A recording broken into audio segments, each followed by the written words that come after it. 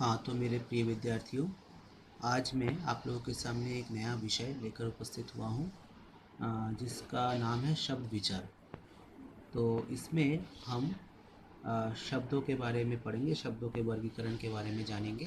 सबसे पहले हम देखते हैं कि वर्णों या ध्वनियों के सार्थक समूह को शब्द कहते हैं। ठीक है। इसके बाद हम देखते हैं कि यहाँ पर दिया गया है शब्द विचार का एक टेबल दिया गया है, जिसमें स्रोत या उत्पत्ति के आधार पर, रचना बनावट के आधार पर और प्रयोग व्याकरण के आधार पर शब्दों का वर्गीकरण किया जाता है। तो सबसे पहले हम लोग स्रोत या उत्पत्ति के आधार पर शब्द के बारे में पढ़ेंगे। हिंदी का विकास संस्कृत भाषा से हुआ है, इसीलिए हिंदी में सबसे ज़्यादा वे शब्द हैं जो संस्कृत से आए हैं। ये शब्द दो तरह के होते हैं।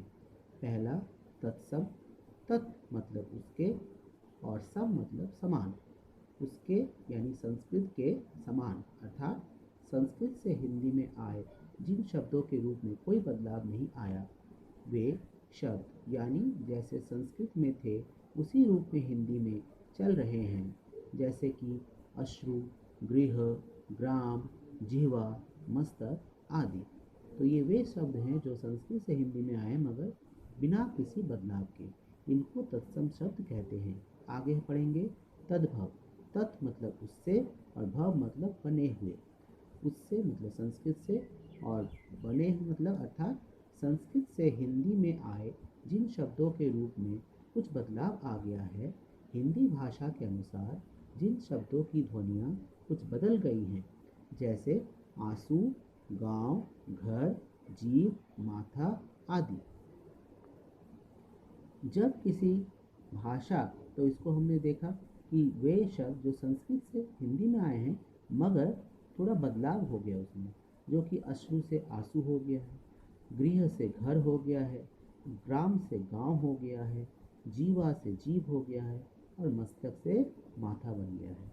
तो ये बदलाव आ गया है। तत्सम मतलब संस्कृत से हिंदी में आए और बदलाव के साथ, और तत्सम मतलब वैसे के वैसे ही, जैसे संस्कृत से आए हैं वैसे ही हमने उसको ले लिया है। जब किसी भाषा को बोलने वाले लोग दूसरी भाषा बोलने वाले लोगों के संपर्क में आते हैं तो दोनों में शब्दों का आदान प्रदान होता है। कुछ शब्द हम दूसरों की भाषा से लेते हैं और कुछ शब्द वे हमसे पाते हैं। हम किसी से लेते हैं और वे हमसे लेते हैं। हम किसी दूसरी भाषा से कुछ शब्द ले लेते हैं और हमारी भाषा से भी कुछ शब्द दूसरे लेते हैं। हिंदी भाषा अनेक भाषाओं के संपर्क में आई है और उससे उन भाषाओं से शब्दों को लिया है और उनको शब्द दिए हैं। शब्द लिया भी है और शब्द दिए भी हैं, जिसमें पहला है आगत शब्द। आगत मतलब दूसरी भाषाओं से आए शब्दों को आगत शब्द कहते हैं। आगत यानी आए हुए, दूसरी भाषाओं से आए हुए शब्द। हिंदी में अरबी, फारसी, तुर्की, पुर्तगाली, अंग्रेज़ी आदि विदेशी भाषाओं से हजारों की संख्या में शब्द आए हैं, जैसे अक्ल, अमीर, अलमारी, अस्पताल, कालीन, जोश, दीवार आदि। ये सारे शब्द दूसरी भाषाओं से हिंदी भाषा में लिए गए हैं। और ये जो भाषाएं हैं, ये जो हमने भी पढ़ा, वो सारे विदेशी भाषा थे, विदेशी भाषाओं से हिंदी में आए हैं। और ये आने का कारण भी हम जानते हैं कि हमारे देश में बहुत सारे आक्रमण हुए हैं, विदेशी आक्रमण हुए हैं। विदेशों से लोग आए, अलग अलग समय पर लोग आकर, राजा आकर, शहंशाह आकर, बादशाह आकर उन्होंने हमारे देश पर आक्रमण किया, यहाँ पे राज किया। तो उनके साथ उनकी बोली, उनकी भाषा भी आई, उनको बोलने वाले भी लोग भी थे।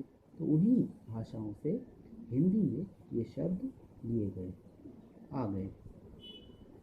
आगे हम पढ़ते हैं देशज। हिंदी के विकास के दौरान उनकी बोलियों में अनेक शब्द बने हैं। इन्हें देशज शब्द कहते हैं।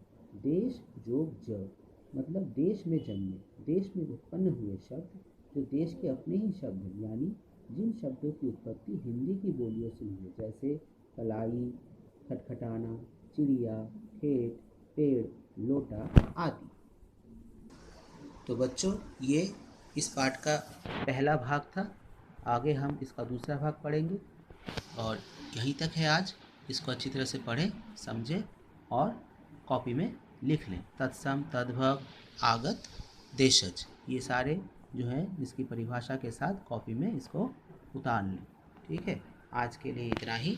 फिर अगले दिन इसका दूसरा भाग लेकर मैं आप लोगों के सामने उपस्थित होऊंगा। तब तक के लिए धन्यवाद और सभी सुरक्षित रहें और स्वस्थ रहें।